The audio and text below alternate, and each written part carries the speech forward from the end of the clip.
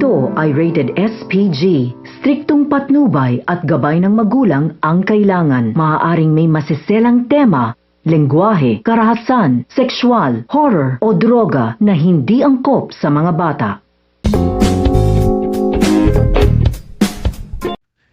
Ngayong episode, may bago tayong malalaman dahil ito para si Tata ay hindi tunay na anak nitong nanay niya. At ang revelasyon dyan ay pakala itong si Venus at saka si Tata ay magkapatid. Nadali kasi mismo nitong si Tata dahil nagdadasal itong si nanay niya sa simbahan na nagpasalamat ito dahil nga sa kanyang operasyon at pinagdasal niya na ito si Tata ay nasa mabuting kalagayan kahit alam niya na hindi niya ito tunay na anak. Kaya na-shock itong si Tata.